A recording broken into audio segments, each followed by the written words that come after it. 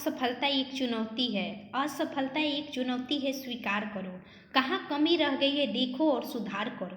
जब तक ना हो सफल नींद चैन को त्यागो तुम, संघर्ष का मैदान छोड़ मत भागो तुम। हेलो दोस्तों, मैं अनुराधा कुमारी आप सभी को अनु जनरल स्टडी में स्वागत करती हूँ। दोस्तों, आज हम भारतीय संविधान के विकास में बारे में पढ़ेंगे। देखिए, भारतीय संविधान का विकास कैसे हुआ, किस प्रकार हुआ, ये हम समझेंगे और इससे किस प्रकार ऑब्जेक्टिव बेस्ड क्वेश्चन बनते हैं वो हम देखेंगे। क्योंकि ऑब्जेक्टिव बेस्ड क्वेश्चन का ही हम डिस्कशन कर रहे हैं, जो सभी एग्जामों के लिए। ऐसा नहीं है कि ये बिहार दरोगा में ही पूछेगा, ऐसा भी नहीं है कि इससे बिहार दरोगा में पूछा ही जाएगा, लेकिन जो हमारा सिलेबस है उसका तो कवर करना हमारा परम कर्तव्य होगा। तो इसलिए दोस्त, हम इसको क्या कर रहे हैं कि पढ़ रहे हैं। ठीक है, देखिए समझिए कि भारत का संवैधानिक विकास कैसे हुआ। क्या हुआ कि भारत में जब कंपनी आ रहे थे, सबसे पहले पुर्तगाली कंपनी आए 1498 ईस्वी में दोस्तों। ठीक है, तो जब पुर्तगाली कंपनी भारत में आए तो उस समय क्या हुआ कि उस समय से रहते रहते उन लोगों ने भारत में अपना प्रभुत्व स्थापित करने लगे। प्रभुत्व स्थापित करते करते क्या हुआ कि वो लोग राजनीतिक मामलों में भी अपना हस्तक्षेप करने लगे। सभी मामलों में, राजनीतिक, आर्थिक, जितने भी था, सांस्कृतिक, सामाजिक, सभी मामलों में। तो क्या हुआ कि भारत में इन लोग का प्रभुत्व इतना ज़्यादा हो गया कि भारत में इनका शासन चलने लगा। तब बताइए कि किसी भी शासन चलने के लिए एक नियम कानून तो होना चाहिए ना। तो इसी नियम कानून के तहत भारत में भी उन लोगों ने, अंग्रेजों के द्वारा जो ब्रिटिश पार्लियामेंट था, यानी जो ब्रिटिश संसद था, उसके द्वारा कानून बनाए गए, कुछ कानून बनाए गए। उसी कानून को हम लोग पढ़ेंगे कि संवैधानिक विकास किस प्रकार हुआ। यही कदम हमारे देश में जो हमारा संविधान है, इसका निर्माण करने पर पूरा प्रभाव डाला। चलिए देखिए क्या होते हैं कि ब्रिटिश ईस्ट इंडिया कंपनी के अंतर्गत पारित, यानी जब ब्रिटिश ईस्ट इंडिया कंपनी है, समझिए क्या है कंपनी। तो जब कंपनी थी ना दोस्त, तो क्या हुआ था कि कंपनी के अंतर्गत क्या 1773 से लेकर 1853 तक ले जितने भी अधिनियम है, यानी जितने भी कानून है, जितने भी नियम है, वो सारे ब्रिटिश कंपनी के तहत है। ठीक है, और वहीं क्या हुआ कि दो भागों में पढ़ना है। और ब्रिटिश ताज के अंतर्गत 1858 से 1947 क्या हुआ कि वहाँ पे ब्रिटेन में आप देखिएगा कि दो है। एक तो हमारा जो होती है संसद के थ्रू बनती है, एक वहाँ पे ताज होती है, यानी जो जैसे कि महारानी विक्टोरिया, महारानी एलिजाबेथ, महारानी बहुत सारे जो हम लोग नाम पढ़ते हैं, तो इनके पास ताज होता है। जो वहाँ के क्या होता है, महारानी या राजा होता है, महाराज होता है। तो उनके अंतर्गत जो चलने लगा ना, वो अपने पास जब नियंत्रण में ले लिए तो तब उन्होंने अपना अधिनियम पारित किया, जिसको 1858 से लेकर 1947 तक चलता रहा। ठीक है, अब पहला हम देख लेते हैं कि कंपनी के अंतर्गत जो पारित अधिनियम थे वो कौन कौन से और इससे किस प्रकार क्वेश्चन पूछे जाते हैं। पहला है कि 1773 ईस्वी में सबसे पहला, देखिए हमारा 1757 ईस्वी में क्या हुआ कि हमारा पहली बार प्लासी के युद्ध हुआ। 1764 ईस्वी में क्या हुआ कि बक्सर का युद्ध हुआ। बक्सर के युद्ध होने के बाद भारत में पूर्णतः प्रभुत्व स्थापित कर लिए ये कौन, कंपनियों ने। तो कंपनी जब पूर्णतः स्थापित कर लिए, तब इन्होंने क्या किया कि अपने तरह से एक नियम लाए, जिसका नाम दिया गया 1773 का रेगुलेटिंग एक्ट। रेगुलेट का मतलब ही होता है क्या करना, नियंत्रण करना। रेगुलेटिंग एक्ट यानी नियंत्रण करने वाला एक्ट, किसको, कंपनी के शासन को। तब पहला जब आया तब बंगाल के गवर्नर को बंगाल का गवर्नर जनरल पद नाम दिया गया। याद रखिएगा, मोस्ट इंपोर्टेंट, ये पूछता है कि बंगाल के गवर्नर जनरल को बंगाल का गवर्नर जनरल कहा जाने लगा 1773 के एक्ट के द्वारा। ठीक है, इसी के तहत वारेन हेस्टिंग्स बनते हैं, समझे। अगला है कि उनकी सहायता के लिए 4 सदस्यीय कार्यकारिणी परिषद का गठन हुआ, यानी 4 सदस्य कार्यकारिणी परिषद था। ठीक है, इनके सहायता के लिए, जिनका कार्यकाल 4 वर्ष रखा गया। ठीक है, इस एक्ट के अनुसार वारेन हेस्टिंग्स, अभी हम बताएं कि वारेन हेस्टिंग प्रथम गवर्नर जनरल बने थे। इसके तहत प्रथम गवर्नर जनरल एवं अंतिम बंगाल का अंतिम गवर्नर पूछे तो यही थे, और वहीं बंगाल का अंतिम गवर्नर जनरल पूछे तो यही थे। ठीक है, क्योंकि गवर्नर में तो अंतिम होंगे ही। अब पहला हो जाएगा रॉबर्ट क्लाइव, बंगाल का पहला गवर्नर पूछे, हमारा बंगाल का पहला गवर्नर तो हो जाएगा हमारा रॉबर्ट क्लाइव। अब बंगाल का अंतिम गवर्नर तो हो जाएगा वारेन हेस्टिंग। और 1773 ईस्वी के जब रेगुलेटिंग एक्ट आया तो इसी के तहत बंगाल के गवर्नर को गवर्नर जनरल कहा जाने लगा, जिसके तहत वारेन हेस्टिंग से ही बने। ठीक है, अगला अगला है कि फ्रांसिसिस क्लेवेरिंग मानसन वार्सेल काउंसिल के सदस्य बने। पहला तो हेस्टिंग उसका गवर्नर थे। इसमें 4 सदस्य कौन थे? एक फ्रांसिस थे, दूसरा का क्वेलरिंग थे, एक मानसन थे, एक वारवेल थे। ठीक है, ये 4 सदस्य थे। सब परिषद गवर्नर जनरल को बंगाल में फोर्ट विलियम की प्रेसिडेंसी सैनिक और सैनिक शासन का अधिकार दिया गया। ठीक है, कुछ विशेष मामलों में मद्रास बंबई के प्रेसिडेंसी का भी अधीक्षण भी करना था। इसी में पढ़िएगा कि 1773 ईस्वी में जो रेगुलेटिंग एक्ट आया, इसी के तहत क्या हुआ कि जो हमारा फोर्ट विलियम 1774 ईस्वी में, आप इसके बारे में जानिएगा। तो 1773 ईस्वी जब एक्ट आया तो इसमें जो बंगाल था ना, इसके अधीन बम्बई और मद्रास को कर दिया गया। उस समय तब प्रमुख 3 ही प्रांत थे, एक तो बम्बई, एक मद्रास जो दक्षिण में, और एक हमारा बंगाल जो कि उत्तर भारत में प्रमुख थे। तो इसको भी अधीन कर लिया गया। ठीक है, अगला इसी एक्ट के तहत कलकत्ता में 1774 ईस्वी में एक उच्चतम न्यायालय बना। देखिए, सबसे पहले हमारे देश में संकल्पना पूछे उच्चतम न्यायालय का तो 1773 एक्ट के तहत 1774 ईस्वी में किया गया। ठीक है, और 1774 ईस्वी में जो किया गया, यही हमारा पहला न्यायालय के क्या करिए कदम बढ़ा दिए, जो कि बाद में हम लोग का सर्वोच्च न्यायालय 28 जनवरी 1950 ईस्वी को स्थापना होती है। जो हमारे दिल्ली का सुप्रीम कोर्ट है, उसकी स्थापना होती है। यही हमारे आगे चलकर धीरे धीरे बहुत सारे कोर्ट आएंगे, हाई कोर्ट आएंगे। ठीक है दोस्तों, जिसमें मुख्य न्यायाधीश एवं 3 अन्य न्यायाधीश थे। ये बहुत पूछता है। ठीक है, इसमें 3 अन्य न्यायाधीश का नाम पूछता है। कंपनी के कर्मचारी पर निजी व्यापार करने, भारतीयों से उपहार लेने पर प्रतिबंध लगा दिया गया। क्या हुआ कि जब कंपनी एक्ट लाया तो इसने कहा ना कि कंपनी आप जो है निजी व्यापार नहीं कर सकते हैं, आप हमारे एक्ट के तहत हमारे रूल के जैसे ही आप करिएगा। ठीक है, मतलब पूर्णतः रोक लगा दिया गया। कहा गया कि आप किसी प्रकार का उपहार भी नहीं लीजिएगा। ठीक है, ब्रिटिश सरकार ने कोर्ट ऑफ डायरेक्टर्स, कंपनी की गवर्निंग बॉडी जिसको कहते हैं, के माध्यम से कंपनी पर नियंत्रण स्थापित की। यानी हमने बता दिया कि कोर्ट ऑफ डायरेक्टर्स यानी जो डायरेक्टर्स था ना, यानी निवेशकों का मंडल था। ठीक है, डायरेक्टर्स, इसी के तहत क्या हुआ कि इस सब पे कंपनी पर क्या नियंत्रण स्थापित हुआ। पिट्स इंडिया एक्ट, फिर इस एक्ट के बाद 1784 ईस्वी में पिट्स इंडिया एक्ट आया। ठीक, इसके पहले आप 1781 ईस्वी में पढ़िएगा एक्ट ऑफ सेटलमेंट। उसका मतलब होता है कि जो 1773 था, इसमें जितनी भी कमियां थे ना, इसको दूर करने के लिए 1781 ईस्वी में एक्ट ऑफ सेटलमेंट आया। क्या आया? Act of settlement. ठीक है, कंपनी के राजनीतिक व्यापारिक कार्यों का पृथक्करण किया गया।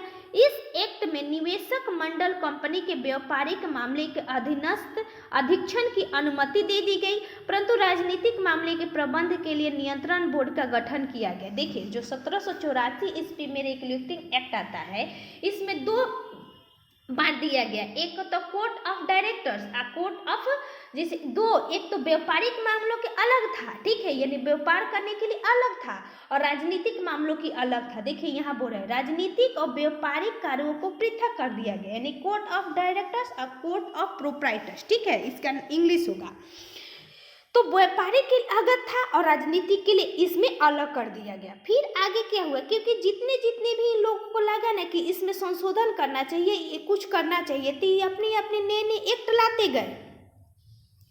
अगला एक्ट है 1786 ईस्वी के अधिनियम में गवर्नर जनरल को विशेष परिस्थितियों में अपने परिषद के निर्णय को निरस्त करने अथवा लागू करने का अधिकार दिया गया। सबसे पहले था कि गवर्नर जनरल जो था ना, वो कोई भी किसी प्रकार के हमारे कानून लाते थे तो ब्रिटिश जो बनाकर आए थे उसके अधीन किया जाता था। लेकिन कहा गया कि चलो अब जो गवर्नर जनरल है उनको ही अधिकार दे दिया जाए कि आप किसी प्रकार के जो परिषद का निर्णय है उसको आप निरस्त कर सकते हैं, चाहे लागू कर सकते हैं। इसी के तहत 1786 ईस्वी में आप पढ़िएगा कि जो हमारा कर्नवालिस आएंगे ना, कर्नवालिस को यह अधिकार मिल गया। ठीक है, किसको मिल गया? कर्नवालिस को अधिकार मिल गया। अगला है कि जनरल के प्रधान सेनापति शक्तियों प्रदान की गई दोनों अधिकार सर्वप्रथम लॉर्ड कॉर्नवालिस को प्राप्त हुए, जो 1786 ईस्वी में आया। यानी आप या तो जो परिषद है, जो 4 सदस्यीय थे परिषद, ये अगर कोई निर्णय देते हैं, आपके अगर लग रहा है कि हमारा निर्णय मेरे लायक नहीं है, तो आप क्या करिए कि या तो इसे समाप्त कर दिए या लागू करिए। किसको अधिकार दिया गया? गवर्नर को अधिकार दिया गया। अगला आता है 1793 ईस्वी के एक्ट। इसमें क्या था कि अब आप पढ़िएगा कि 20 वर्षों के लिए इसको बढ़ा दिया गया। देखिए 1773 जब आया रेगुलेटिंग एक्ट, इसमें भी 20 वर्षों का कार्य दिया गया कि 20 वर्ष तक रहेगा। ठीक है, सबसे पहले 15 वर्ष का टारगेट किया गया, लेकिन बाद में इसको बढ़ाकर 20 वर्ष कर दिया गया। तो इसमें जो कमियां आए ना दोस्तों, उसके तहत हमने पढ़ा था कि 1781 ईस्वी में एक्ट ऑफ सेटलमेंट, 1784 ईस्वी में पीट्स इंडिया एक्ट, 1786 ईस्वी में गवर्नर को अधिकार दिया गया कि आप परिषद के निर्णय को या तो खारिज कर सकते हैं या लागू कर सकते हैं। ठीक है, अब आता है दोस्तों कि 1793 ईस्वी के एक्ट। इसमें क्या हुआ कि इसके अधिकार को 20 वर्षों के लिए बढ़ा दिया गया। यानी कहने का मतलब 93 में 20 जोड़िएगा तो 1813 हो जाएगा। ठीक है, अब अगला है कि 1813 की जब एक्ट आया तो इसमें पहली बार भारतीयों की शिक्षा पर प्रति 1 वर्ष, अगर पूछता है क्वेश्चन कि पहली बार अंग्रेजों द्वारा भारत में शिक्षा पर ध्यान दिया गया, यानी शिक्षा के लिए कुछ सोचा गया, किस एक्ट के तहत? वो है 1813 के अधिनियम द्वारा, जिसमें 1 लाख रुपए खर्च करने की बात की गई थी शिक्षा पर। ठीक है, कंपनी के व्यापार के एक अधिकार को समाप्त कर दिया गया। ठीक है, मोस्ट इम्पोर्टेंट, इसमें क्या किया गया कि कंपनी के जो व्यापार के एक अधिकार था ना, जिसमें हम लोग पढ़े थे कि 1773 इसमें जब आया तो उसमें क्या किया गया कि जो निजी थे ना, उसको समाप्त कर दिया गया। कहा गया कि एक ही अधिकार है, एक ही कंपनी ही यहाँ पे कार्य करेगी। लेकिन बाद में क्या हुआ कि इसको भी भंग कर दिया गया। कब? 1713 ईस्वी के एक्ट के द्वारा, कि नहीं, आप सिर्फ अकेले क्यों कार्य कर सकते हैं, कोई भी अगर व्यापारी आ रहा है तो वो भी काम करेगा, वो भी यहाँ से माल खरीदेगा जो भारत में थे। ठीक है, तो इसको समाप्त कर दिया गया। और साथ में कुछ अपवाद था कि चीन के साथ चाय, यानी चीन के साथ चाय के व्यापार को क्या किया गया, यानी चीन के साथ जो चाय के व्यापार होगा ना, वहाँ पे एक अधिकार ही रहा। यानी जो हमारा अंग्रेज था, जो अंग्रेज कंपनी था, वही चीन के साथ व्यापार कर सकता था। लेकिन भारत में क्या हुआ कि इसको आने के लिए भी खोल दिया गया। अगला है हमारा कि 1833 ईस्वी की एक, यही आप पढ़िएगा कि 1813 ईस्वी में हमारा ईसाई जो मिशनरी थे नहीं, यानी ईसाई धर्म के जो प्रचारक थे, उनको अनुमति दे दी गई भारत में आने के लिए। मोस्ट इम्पोर्टेंट, यही तो बाद में आता है क्या, जब राजा राम मोहन राय जी आते हैं, फिर आगे आप पढ़िएगा कि स्वामी दयानंद सरस्वती आते हैं। ये सब जो ईसाई धर्म आया था ना 1813 ईस्वी में, जब इनको मान्यता दे दी गई थी अंग्रेजों के तहत, तो यही कुरीतियों के बारे में इन लोगों ने जिक्र किया था। ठीक है, तो 1813 ईस्वी में ही ईसाई मिशनरियों को भारत में आने की अनुमति दी गई। 1813 से 3 बातें, एक तो व्यापारी के अधिकार को समाप्त कर दिया गया, साथ में चीन के साथ व्यापार को क्या किया गया, रखा गया, यथावत रखा गया। मतलब चीन के साथ चाय के व्यापार पर अंग्रेजी एक अधिकार ही रहेंगे। फिर उसके बाद क्या हुआ कि हमारा 1 लाख रुपए प्रति वर्ष शिक्षा पर खर्च करने की बात कही गई। तीसरा आप रखिएगा कि 1813 की एक्ट के द्वारा ही भारत में ईसाई मिशनरी जो थे, उनको भारत में आने की अनुमति मिल गई। चलिए आगे, 1813 ईस्वी के चार्टर एक्ट के द्वारा बंगाल के गवर्नर को संपूर्ण भारत का गवर्नर जनरल कहा जाने लगा। देखिए, पहले हमारा बंगाल ही चलते आ रहा था, यानी बंगाल के गवर्नर जनरल पहले आए तो बंगाल के गवर्नर, फिर 1773 के एक्ट आए तो बंगाल के गवर्नर जनरल। उसके बाद हमारे दोस्त 1833 के जब एक्ट आया, तब जाके भारत शब्द उन लोगों के साथ जुड़ा। भारत में रह रहे हैं, ठीक है, लेकिन कब जोड़ रहे हैं, 1833 ईस्वी में। इसमें बंगाल के गवर्नर जनरल के स्थान पर बंगाल को काट कर भारत लगा दिया गया। ठीक है, इस चार्टर एक्ट में 87 धारा 87 के अनुसार कोई भी भारतीय केवल धर्म, जन्म स्थान, वंश, वर्ण के आधार पर सरकारी सेवा में आयोग नहीं ठहराया जाएगा। यानी इसी में कहा गया कि अगर कोई भी भारतीय है ना, उनको जन्म, धर्म, स्थान, वर्ण के आधार पर आप आयोग नहीं ठहरा सकते, ठीक है। देश की शासन व्यवस्था प्रणाली पर विकेंद्रीकरण किया गया, ठीक है। इसी के तहत लॉर्ड विलियम बेंटिंक को भारत के प्रथम गवर्नर जनरल बनाया गया। यहाँ दो बनता है कि बंगाल के अंतिम गवर्नर जनरल तो यही होंगे, अब भारत का प्रथम गवर्नर जनरल तो लॉर्ड विलियम बेंटिंक होंगे। कंपनी के समस्त व्यापारिक कार्य समाप्त कर दिए गए तथा भविष्य में केवल राजनीतिक कार्य करने पर ही जोर दिया गया। यानी कहा जाता है कि व्यापारिक जो कार्य थे ना वो पूर्णतः समाप्त कर दिए गए, यानी कहा गया कि अब यहाँ पे व्यापार नहीं होगा, आप जो हमारा राजनीतिक कार्य है ना यही कार्य यहाँ पे करेंगे। किसमें? 1833 ईस्वी में। अब देखिए, गवर्नर जनरल की परिषद में कानूनी सदस्य चौथा सदस्य को भी सम्मिलित किया गया। पहले तो टोटल 4 ही सदस्य थे, एक तो 3 हमारा अन्य सदस्य थे, एक गवर्नर जनरल था, लेकिन इसमें एक सदस्य और जोड़ा गया। सर्वप्रथम मैकाले को कानूनी सदस्य के रूप में शामिल किया गया। यानी जब 1833 ईस्वी के एक्ट आएगा तो इसी में आप पढ़िएगा कि जो लॉर्ड मैकाले जो थे ना इन्हीं को कानून सदस्य के रूप में चुना गया। इस एक्ट के तहत परिषद में गवर्नर जनरल को पूरे भारत के लिए कानून बनाने का अधिकार प्रदान किया गया, क्योंकि भारत लग जा रहा है, यानी भारत के बारे में अब पूरा सोचेगा। इस एक्ट में नियुक्तियों की सेवाएं की सभी मानदंडों का अपना कर भेदभाव को समाप्त कर दिया गया, जो अभी हम पढ़े थे धर्म, मूल, वंश, जाति वाला। फिर आगे क्या होता है कि 1833 के एक्ट के बारे में ही पढ़िएगा आप कि इसी के तहत हमारा 1843 ईस्वी में जो दास प्रथा थी इसको समाप्त किया गया था। जो लॉर्ड एलन बोरो जी गवर्नर जनरल थे ना उनके द्वारा इसको समाप्त किया गया था। आगे है हमारा कि 1853 ईस्वी के चार्टर एक्ट के द्वारा विधायी शक्तियों को कार्यपालिक शक्तियों से पृथक करने की व्यवस्था की गई। देखिए 1833 जब आप पढ़िएगा तो इसमें क्या हुआ था कि हमारे जो व्यापारिक शक्तियां थे उसको समाप्त करके राजनीतिक में हस्तक्षेप को बात कहा गया, ठीक है। लेकिन इसमें क्या किया गया कि जो हमारा विधायी शक्ति को कार्यपालिका शक्ति से पृथक करने की व्यवस्था की गई। कहा गया कि जो हमारा विधायक है ना वह कार्यपालिका से अलग होगा। जैसे कि अभी हमारे भारत में 3 होता है, एक कार्यपालिका, न्यायपालिका और विधायिका होता है ना। यानी विधायिका जो विधायक होते हैं, कार्यपालिका में जैसे कि डीएम, एसडीएम ये सब आते हैं, और जो हमारा न्यायपालिका में पूरा न्यायालय आता है। वही यहाँ पे बात कहा गया कि विधायी शक्ति को कार्यपालिका शक्ति से पृथक करने की बात की गई, ठीक है।